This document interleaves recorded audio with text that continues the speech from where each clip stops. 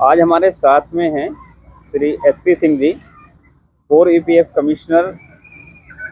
Biopic के रूप में उनसे जानते हैं उनके जीवन के अनमोल और रुचिपूर्ण जानकारियां। बाबू जी, अपना परिचय दीजिए पहले ना। मैं सत्यपाल सिंह, पिताजी का नाम श्री तेजपाल सिंह। वो स्वतंत्रता सेनानी रहे हैं। मुझे गर्व है अपने ऐसे माता पिता के ऊपर। उन्होंने देश के लिए बहुत कुछ किया अपने जीवन काल में। जेलों में रहे, यातनाएं सही, माताजी भी पिताजी भी। उनका स्वर्गवास 1983 28 अक्टूबर को हुआ था। उससे पहले 1972 या 71 में मैं समझता हूँ उनको ऑफ़र दिया गया कि आप ये ताम्रपत्र ग्रहण करिए और आपको पेंशन मिलेगी। तो उन्होंने स्पष्ट कह दिया था कि हमने जो भी किया अपने देश के लिए किया, उसको हम किसी भी प्रकार से पारितोषिक के रूप में नहीं लेंगे कुछ भी। और अस्वीकार कर दिया था उन्होंने, पेंशन भी अस्वीकार कर दी। क्या समय था उस समय! 3 लोग थे परिवार में हमारे पिताजी, उनके बड़े भाई और एक बड़े भाई के पुत्र। उनके बड़े भाई स्वर्गीय अजीत सिंह, उनके पुत्र स्वर्गीय सुखवीर सिंह। केवल सुखवीर सिंह ने स्वतंत्रता पेंशन को ग्रहण किया, स्वतंत्रता सेनानी पेंशन को। और उनके नाम से रुड़की में आदर्श नगर का जो मुख्य मार्ग है, उस मार्ग का नाम स्वर्गीय सुखवीर सिंह स्वतंत्रता सेनानी मार्ग रखा हुआ है। बारे में ज़्यादा चर्चा लंबी हो जाएगी, क्योंकि इतनी कहानियाँ उनके जीवन से संबंधित हैं कि वो बताते बताते बहुत लंबा समय व्यतीत हो जाएगा। एक मुख्य घटना कोई बता दीजिए जो आपको याद आ रही है। एक बार सरदार भगत सिंह फंस गए, उनको पहचान लिया लोगों ने और वो निकल के बच के जाना चाहते थे और पिताजी उनके साथ थे लाहौर में। तो वहाँ कैसे किया जाए, एक पतली गली में पिताजी ने उनको खींच लिया और उसमें उनके पास थैला था। उस थैले में से क्या क्या सामान उन्होंने निकाला कि सरदार भगत सिंह को उन्होंने काजी बना दिया। उनको लंबा अचकन पहना दी, काले रंग की थी, और एक टोपी थी पारसी टाइप की, वो टोपी पहना दी।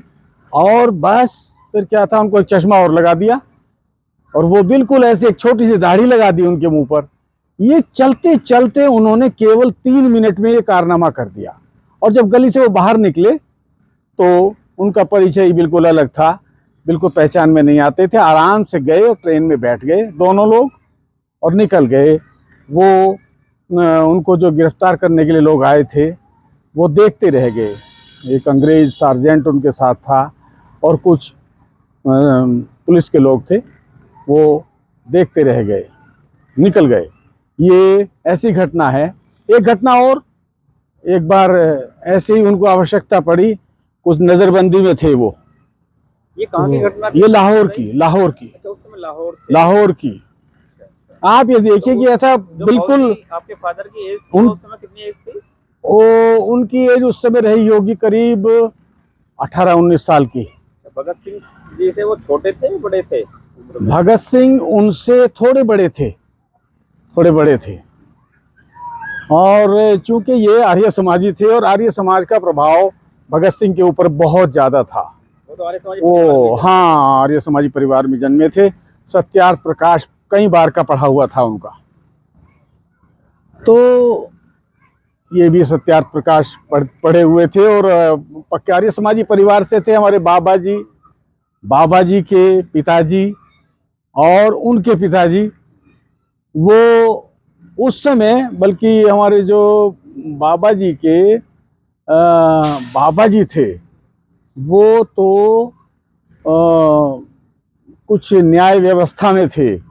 उस समय कुछ घुड़सवार उनको मिले हुए थे, पता नहीं किस प्रकार की न्याय व्यवस्था थी वो, कि जगह जगह वो कैंप लगाते थे और वहाँ के जो स्थानीय मुकदमे होते थे उनका निस्तारण वो उस कैंप में ही खड़ कर देते थे। पता नहीं तो मुझे वो सरकारी थी या लोगों ने अपनी बनाई हुई थी, ये मुझे अब संज्ञान में नहीं है, लेकिन 2-4 घुड़सवार उनके पास में हमेशा रहते थे, घोड़े रहते थे। उनके साथ एक पे टेंट लगा रहता था, वो जाते थे और टेंट लगाया, वहाँ के मुकदमों का जो आपसी मुकदमे होते थे लोगों के छोटे छोटे, उनका निपटारा कर देते थे। तो ये तो उनके बाबा जी की बात बताई मैंने। ओ बाबा जी का नाम मेरे जगन सिंह था और उनके बाबा जी थे बुद्धि सिंह, उनका नाम था बुद्धि सिंह उस समय। बेसिकली ये सभी लोग लाहौर में? ना, ये घटना तो मैं बता रहा हूँ जिला सहारनपुर की। ये तो सहारनपुर उनका निवास था। सहारनपुर गंगो एक जगह है, गंगो में बड़ी हवेली के नाम से घर हमारा सराय में मशहूर है वो। अब तो कॉलोनी बन गई पूरी, इतनी जगह थी उसमें, मोहल्ला पूरा बन गया है। तो ये उस समय की बातें हैं।